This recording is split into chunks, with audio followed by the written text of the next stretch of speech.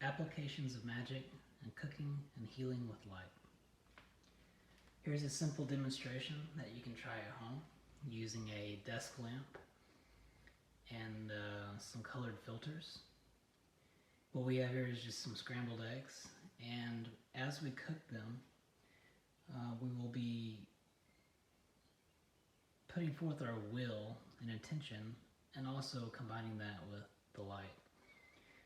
Different colors of light do different things and have different effects on reality. And before we get started, I'll show you some good reads that you can look at on your own time. There we go. That one's a little bit more simple.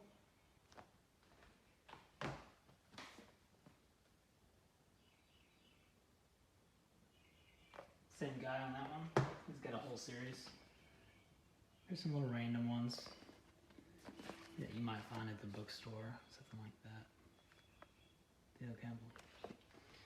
And if you want the good stuff, you gotta buy everything pre-40s and really in the 20s. Spectrochrome by Denshaw. This is the good stuff. He's got three series volume, and talks about a lot of cool stuff. You know, after about the 30s and 40s, a lot of information was taken out of books. A lot of the old world stuff.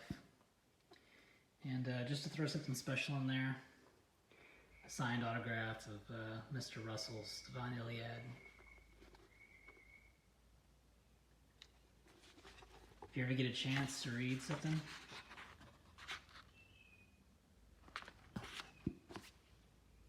take a read on that one. I actually got to meet Mr. Russell after buying this book.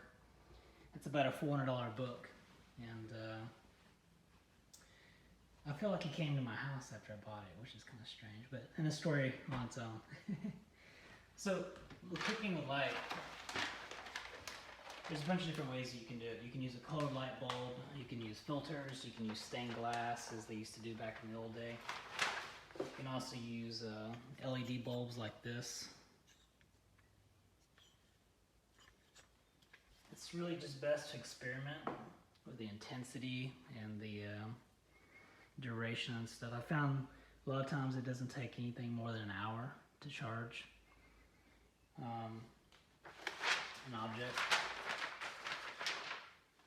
You can buy these movie films. They're I forgot what they're called, but they use them in movie sets. They used to put these over the lights to get a certain color, and you can see here it gives a little hue. Not very intense on that one. Here is a green one.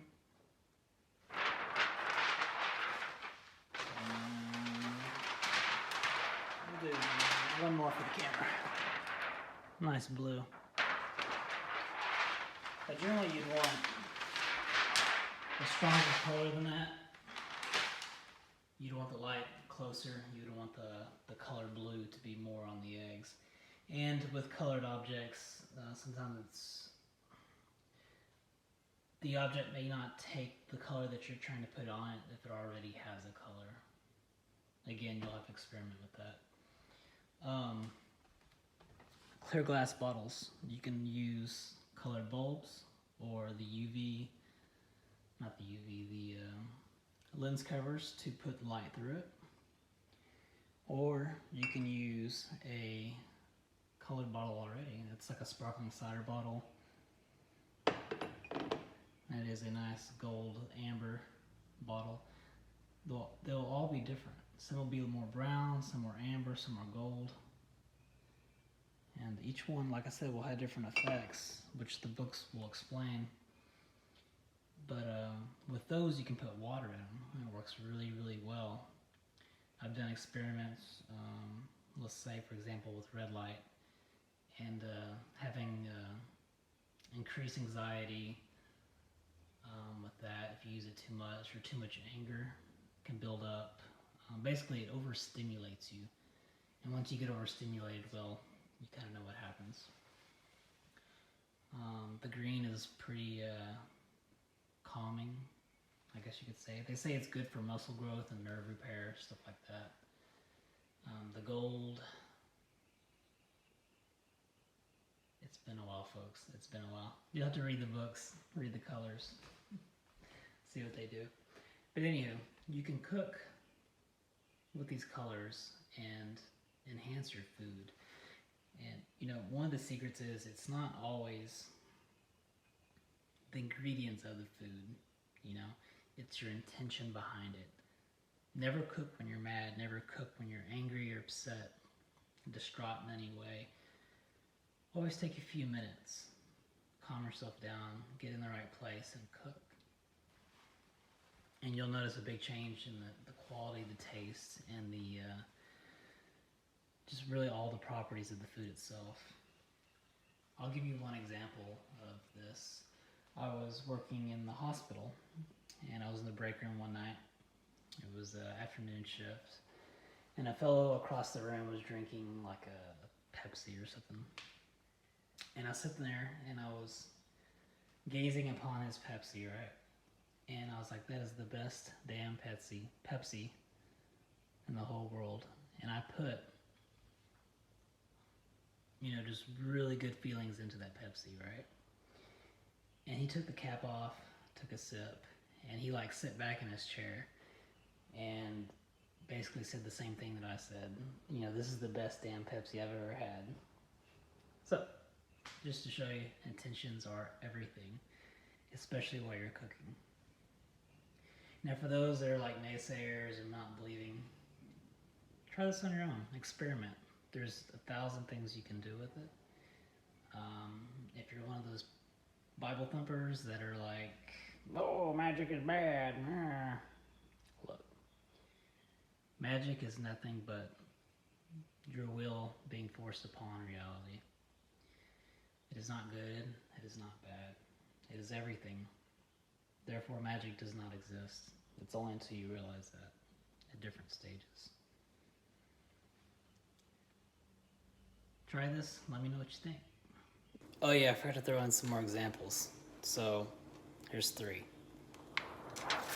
Experiment that I did with the blue. I sit under a blue light for an hour with an oxygen meter in my hand. I went from like 97, I think it was, % oxygen to 100%. Blue is apparently the color of oxygen.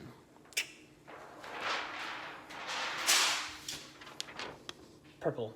Did you know back in the 20s in the sane asylums, they used purple to calm down the lunatics?